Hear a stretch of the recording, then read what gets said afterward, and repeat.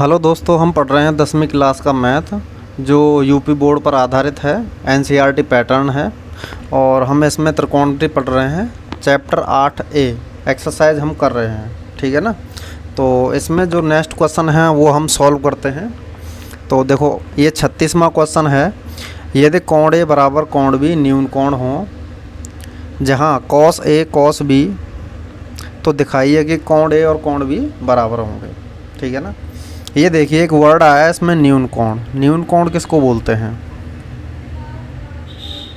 न्यून कोण बोलते हैं जो 90 डिग्री से कम होता है।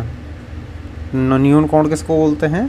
जो 90 डिग्री से कम होता है, यानी कि 89, 45, 50, 60 जितने भी हैं 90 डिग्री से कोण, 90 डिग्री से जितने भी कोण कम होते हैं ना, उनको हम न्यून कोण बोलते हैं, ठीक है ना। अब यहाँ पर देखिए कैसे करेंगे हम इसको। यहाँ पर देखो दो त्रिभुज हैं।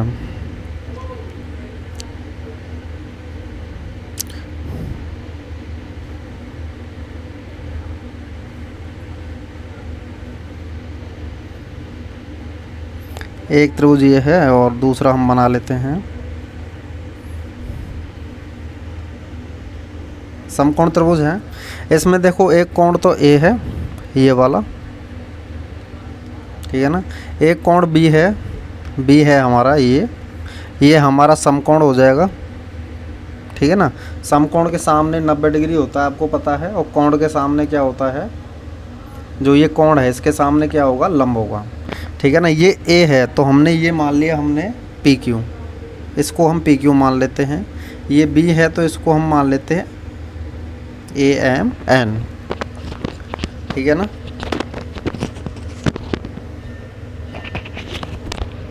अब हम क्या करेंगे, यहाँ पे लिख लेंगे। लैंग्वेज लिखना तो बहुत ज़रूरी होता है। माना दो समकोण त्रिभुज कौन कौन से हैं? ए पी क्यू तथा त्रिभुज बी एम एन हैं, ठीक है ना। ये हमने लिख लिया। अब इससे आगे हम क्या करेंगे? इससे आगे क्या दे रखा है इसमें? देखो, ये कंडीशन दे रखी है, कॉस ए बराबर कॉस बी, कॉस ए बराबर कॉस बी। अच्छा, कॉस थीटा का फॉर्मूला क्या होता है? जो ज़रूरत पड़ेगी वो साथ साथ में लिखता रहूँगा। ये होता है आधार बट्टे कर्ण। तो कॉस ए, तो ये कोण ए है तो इस त्रिभुज में चलेंगे। देखो, कोण के सामने ये लंब हो जाएगा, बची भुजा कौन सी है? ये, तो ये आधार हो जाएगी। तो कितना आ जाएगा? ए पी अपॉन कर्ण तो हमारा है ही ए क्यू। ऐसे ही हम इसमें देख लेते हैं। कोण के सामने ये लंब हो जाएगा, ये बचेगा आधार, तो ये बी एम बट्टे क्या हो जाएगा? बी एन, ठीक है ना। इससे आगे हम क्या करेंगे? इसमें क्रॉस कर देंगे। क्रॉस करने से क्या होगा? A P upon B M आ जाएगा यहाँ पर, और ए क्यू चला जाएगा वहाँ पे। हमने ये क्रॉस मल्टीपल कर दिया हमने, ठीक है ना। ए क्यू यहाँ आ जाएगा बट्टे बी एम। हमने ये ऐसा क्यों किया है ये देख लीजिए। हमने ऐसा यूँ किया है कि एक त्रिभुज की हमें भुजाएं ऊपर लेके आनी थी। देखो, ए पी और ये ए क्यू, एक त्रिभुज की भुजाएं आ गई। बराबर में हम मान लेते हैं के। क्या मान लेंगे? के मान लेंगे। इसको हम डाल लेते हैं समीकरण नंबर 1, ठीक है ना। इन समीकरणों की बाद में हमको ज़रूरत पड़ेगी, इसलिए हम इसमें समीकरण नंबर डाल रहे हैं। अब देखिए, एक तो इसको देखिए, ये किसके बराबर है? के बराबर। ये हमने क्या किया है? माना है ये, ठीक है ना, जिससे हमें क्वेश्चन सॉल्व करने में आसानी रहेगी। तो ए पी बराबर A P upon B M बराबर के है, तो इसमें क्रॉस करेंगे तो कितना आ जाएगा? ए पी बराबर के इंटू बी एम, ठीक है ना। ऐसे देखो, इसको और इसको बराबर रख के देखो, क्रॉस करेंगे तो कितना आ जाएगा? ए क्यू बराबर बी एन का के में गुणा हो जाएगा, तो के गुणा बी एन। इसको हम डाल लेते हैं समीकरण नंबर 2, ठीक है ना। अब इससे आगे हम क्या करेंगे? इसमें लगाएंगे हम पाइथागोरस प्रमेय।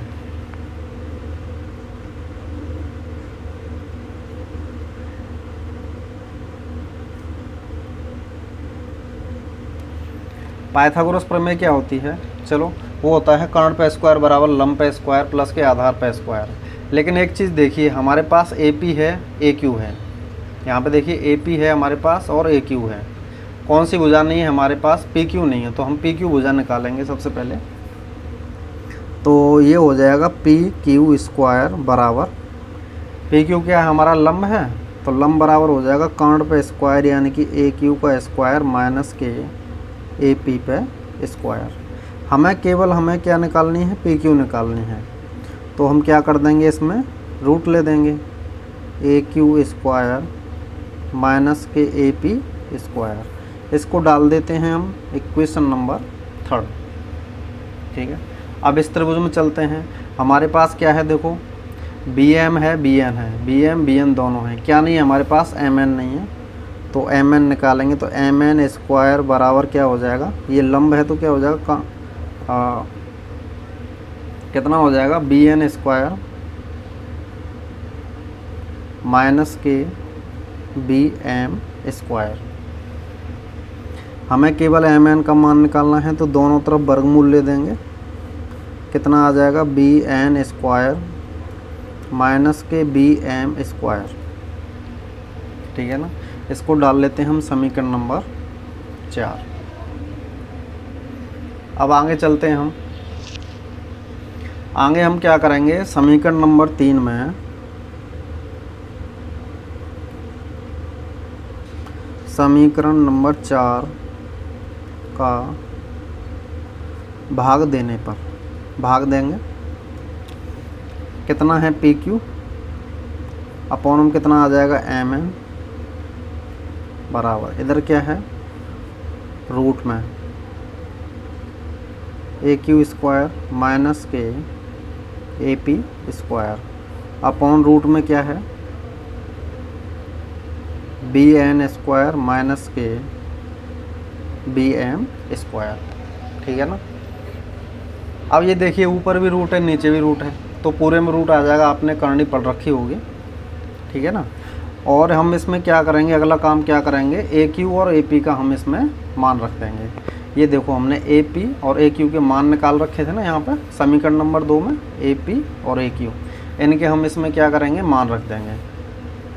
तो क्या लिखेंगे यहाँ पर? समीकरण 2 से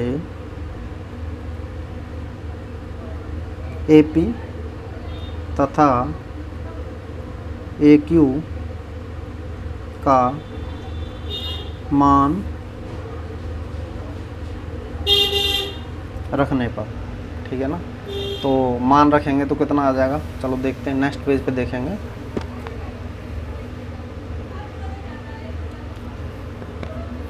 कितना आ जाएगा? P Q upon M N, ये पूरा एक ही रूट हो जाएगा। ठीक है ना। ये देखो ए क्यू का मान कितना है? ए क्यू का मान है के गुणा बी एन, तो इस पे स्क्वायर आ जाएगा। और ए पी का मान रखेंगे, ए पी का मान कितना है? के इंटू बी एन, तो ये स्क्वायर हो जाएगा। नीचे जो सेम चीज़ है वही रख देंगे। नीचे से क्या बच रहा है? B N square minus K B M square. आगे सॉल्व करते हैं। ये कितना हो जाएगा?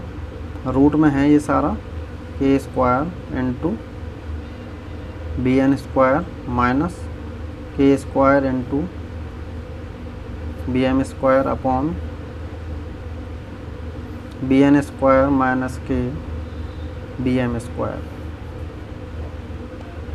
यहाँ पे से के स्क्वायर हम ले लेंगे कॉमन, कितना बचेगा? B N square minus K B M square upon में कितना बचेगा? B N square minus K B M square. ये पूरा भी रूट में चल रहा है। देखो B N square minus B M square, नीचे भी सेम है, B N square minus K B M square cancel हो जाएगा। कितना बचेगा? के स्क्वायर बचेगा, वो भी किस में? रूट में। रूट से स्क्वायर हट जाएगा, कितना बचेगा? के।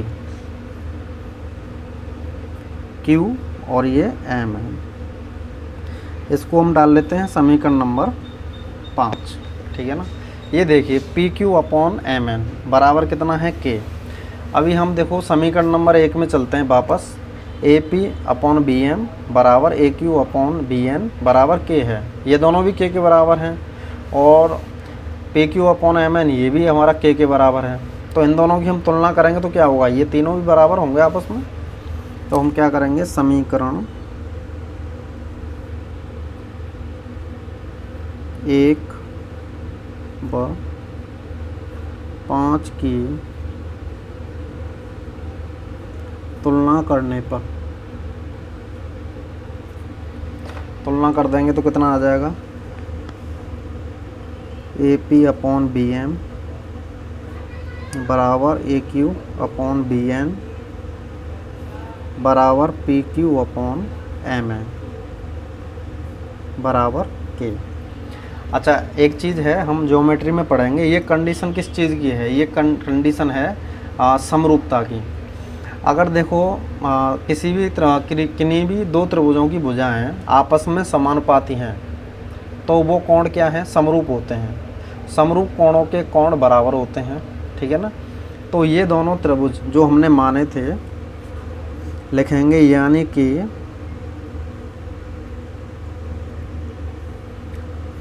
त्रिभुज ए पी क्यू सर्वांगसम त्रिभुज बी एम एन। जो त्रिभुज सर्वांगसम होते हैं तो उनके सारे कोण आपस में बराबर होते हैं। तो इसलिए अतः लिखेंगे कोण ए बराबर कोण बी। यही हमसे क्या करवाया था, प्रूव करवाया गया था। तो हम यहाँ पे क्या लिख देंगे, अतः सिद्धम हैंस प्रूव्ड, जो भी लिखना चाहो आप लिख सकते हो। यही हमारा क्या है, आंसर है। तो ये क्वेश्चन बड़ा था इसलिए इसमें थोड़ा टाइम लग गया, 12 मिनट का टाइम लग गया इसमें क्वेश्चन में। बाकी के क्वेश्चन हम नेक्स्ट वीडियो में देखते हैं। तब तक के लिए धन्यवाद।